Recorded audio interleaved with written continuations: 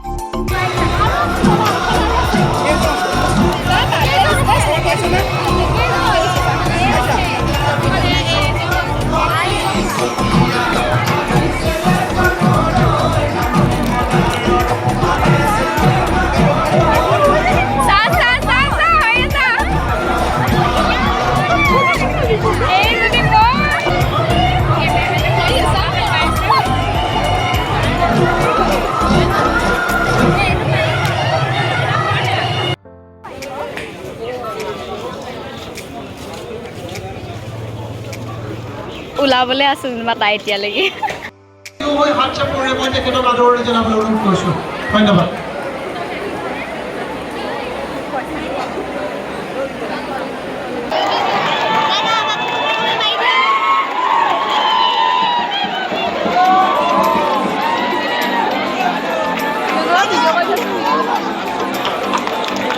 সকলোকে হাত চাপৰে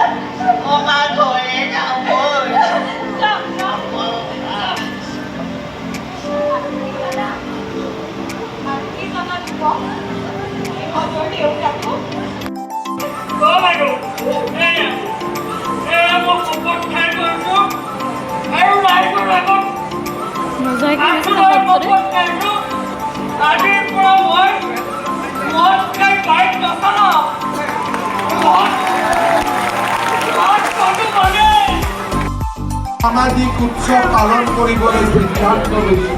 অহা 14 এপ্ৰিলৰ দিনা গুৱাহাটীত 10ৰ পৰা 15,000 ঢুলীয়া আৰু নাচনীয়ে একেলগে বিহু গীত পৰিৱেশন কৰি আমাৰ অসমৰ বাপতি সাহোন বহাগ বিহুৰ সেই পৰম পবিত্ৰ দৃশ্য আমি গিনিজ ৱৰ্ল্ড ৰেকৰ্ডত সন্নিৱিষ্ট কৰিবলৈ আমি প্ৰচেষ্টা আৰম্ভ কৰিছোঁ। আমাৰ বাবে গৌৰৱৰ বিষয় যে এই বছৰৰ 14 এপ্ৰিলত অসমে ঠিক সময়ত বহাগ বিহুক বিশ্বৰ দৰবাৰলৈ লৈ যোৱাৰ বাবে সংকল্প গ্ৰহণ কৰিব। সেই দিনটোত প্ৰধানমন্ত্ৰী নৰেন্দ্ৰ মোদী ডাঙৰীয়াই অসমবাসীৰ লগত থকাৰ বাবে আমাক দিয়া প্ৰতিশ্ৰুতিয়ে মই বিশ্বাস কৰোঁ আমাৰ মৰমৰ বিহুটিক বিশ্বৰ দৰবাৰলৈ লৈ যোৱাত বহু সহায়ক হিচাপে প্ৰতিষ্ঠা হ'ব। গণৰাজ্য দিৱসত মুখ্যমন্ত্ৰী ডক্টৰ হিমন্ত বিশ্ব শৰ্মাৰ আনুষ্ঠানিক মানৱ পথত প্ৰস্ফুটিত হোৱা এই সৃষ্টিশীল সপোন বাস্তৱ কৰাৰ কচৰৎ আৰম্ভ হ'ল এই ঘোষণাৰ পাছতেই।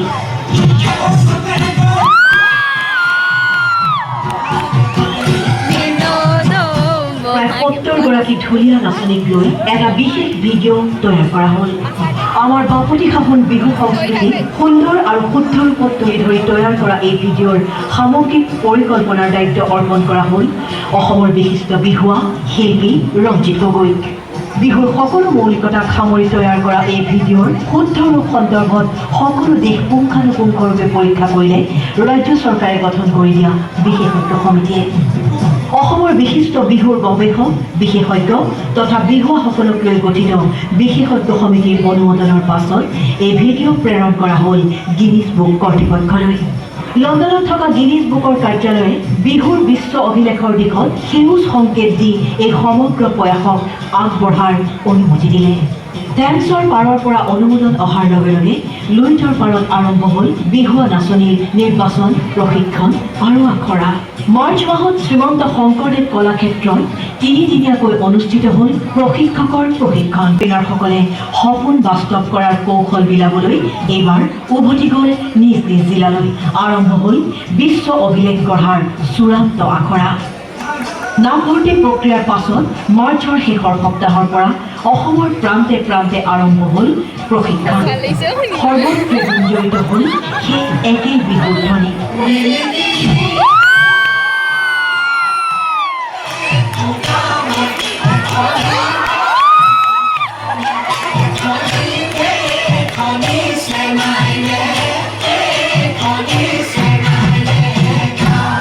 আৰু 6 পৰা 8 এপ্ৰিললৈ জিলাই জিলাই প্ৰশিক্ষণ আখৰাৰ সামৰণি অনুষ্ঠান অনুষ্ঠিত হ'ল।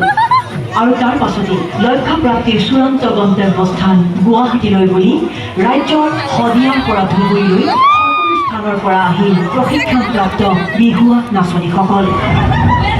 11,000তকৈ অধিক তৰুণ শিল্পীৰ উপস্থিতিয়ে প্ৰাণ চঞ্চল কৰিলে গুৱাহাটী।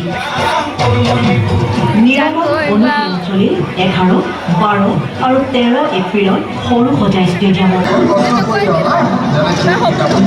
সাংস্কৃতিক মন্ত্ৰী বিমল বৰাই অসম পুৰুষাৰ্থ কৰিলে মুখ্যমন্ত্ৰী আৰু অসমবাসীৰ সপোন সাৰ্থক কৰাৰ বাবে।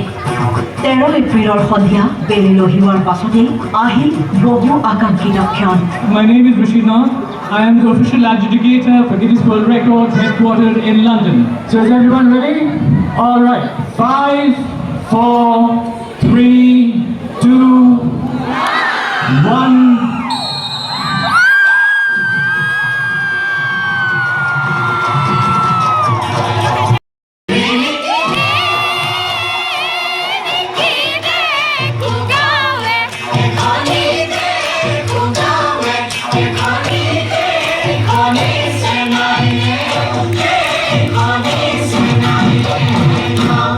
সেয়া আছিল অসম আৰু অসমীয়াক বিশ্বৰ মঞ্চত প্ৰতিষ্ঠা কৰাৰ মহাক্ষণ।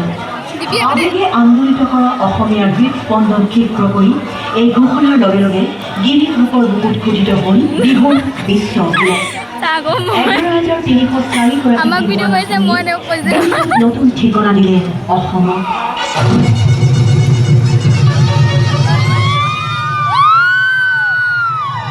কেৱল এটা নহয়, সমান্তৰালকৈ সেইদিনাই ৰচনা হ'ল আৰু এক বিশ্ব অভিলেখ।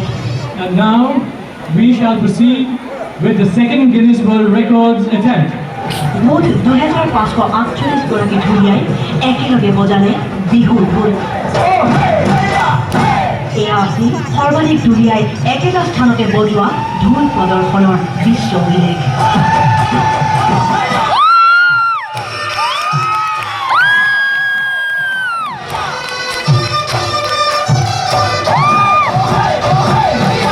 এই বিশাল অভিলেখৰ সকলো কৃতিত্ব বিহুৱা নাচনী তথা শিল্পীসকললৈ বুলি অৰ্পণ কৰিলে মুখ্যমন্ত্ৰী ডক্টৰ হিমন্ত বিশ্ব শৰ্মাই। এই সুদীৰ্ঘ যাত্ৰাকালত ৰাজ্য চৰকাৰে নিয়োজিত কৰা বিষয়া কৰ্মচাৰীসকলৰ দক্ষতা, উৎসৰ্গিত মনোভাৱ আৰু দায়িত্বশীল আচৰণ তথা বহু দায়িত্বপ্ৰাপ্ত লোকৰ নিৰৱচ্ছিন্ন প্ৰচেষ্টা সঁচাকৈ কাললৈ মনত ৰাখিব অসমে।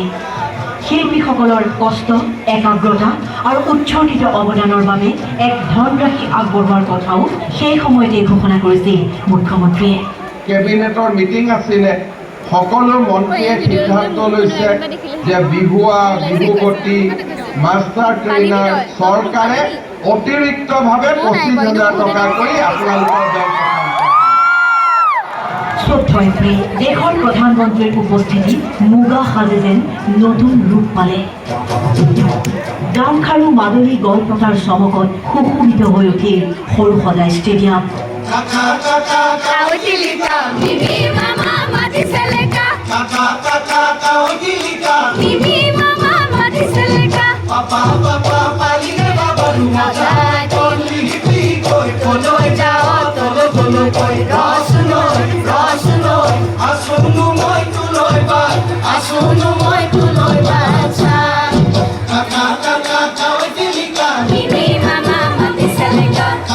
আৰু এই অনুষ্ঠানত উপস্থিত থাকি বিহুৰ তালত তাল মিলাই সম্পূৰ্ণ 15 মিনিট সময় থিয় হৈ বিহুৰ ছন্দৰ লগত মিলাই হাত তালি বজালে দেশৰ প্ৰধানমন্ত্ৰী নৰেন্দ্ৰ মোদীয়ে। সেয়াও যেন বিহুৰ নান্দনিকতাত আপ্লুত প্ৰধানমন্ত্ৰীৰ অনুভৱৰ স্বতঃস্ফূৰ্ত প্ৰকাশ। এয়া অদ্ভুত, অপূৰ্ব, অনন্য। आज का एक दृश्य এয়া গুৰু প্ৰশিক্ষকসকলৰ দ্বাৰা সাংস্কৃতিক অনুষ্ঠান প্ৰদৰ্শন। মই বিহুৱতীসকলক পিছফালে বহি থাকোঁ, তাতে তেওঁলোকক নাচিবৰ কাৰণে অনুৰোধ কৰিছোঁ।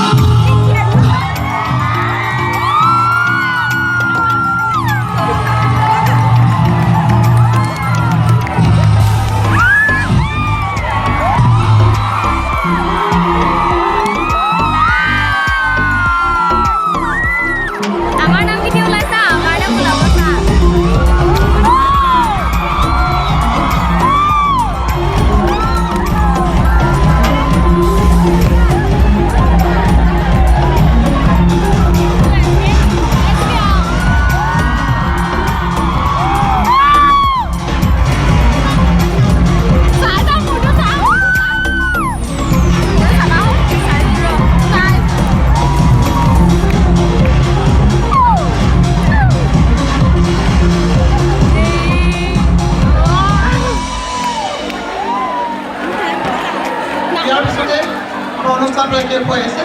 মই ৰাষ্ট্ৰীয় সংগীত পৰিৱেশন আমাৰ ইয়াত আপোনালোকে আমাৰ গেটৰ সন্মুখত এখন গাড়ী আছে, গাড়ীৰ পৰা প্ৰত্যেকটো বিহু প্ৰত্যেকটো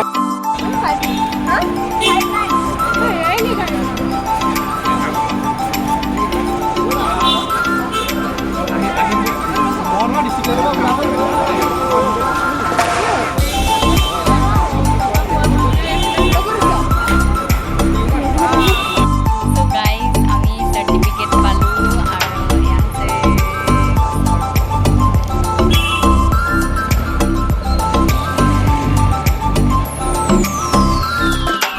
3 পুলি লুট লিয়া আমাক দুটা পুলি আমি লৈছিলোঁ আৰু এটা পুলি আমাক নহয় দুটা পুলি এটা পুলি আমাক ফ্ৰীতে দিছে দেই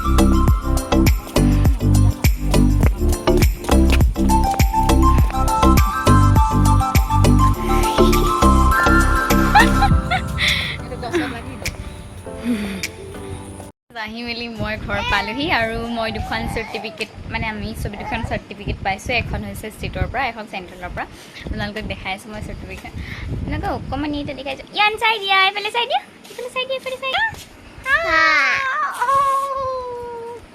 চুমা এটা খাই দিয়া চুমা এটা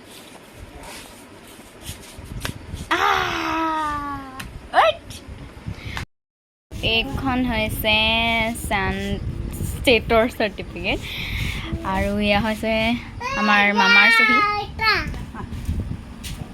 চাওক লিখা আছে ই তাৰপিছতে এইখন চাওক আৰু এইখন হৈছে স্কিল ইণ্ডিয়া NSDC ইয়াত নুষ্ট নকৰিবা এইখন হৈছে ছেকেণ্ডখন চাৰ্টিফিকেট কিন্তু ইয়াত মোৰ নামটো অলপ ভুল আহিলে এইটো চেঞ্জ কৰিব লাগিব নামটো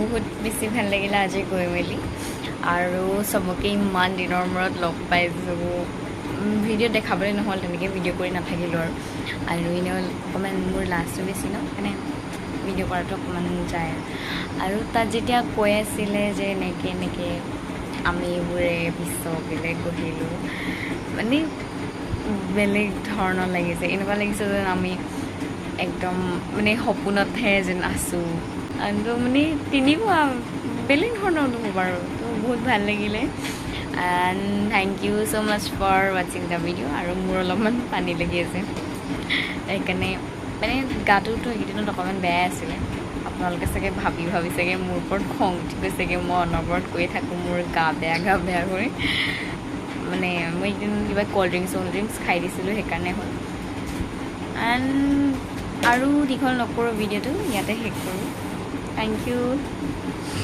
আকৌ এবাৰ বাই বাই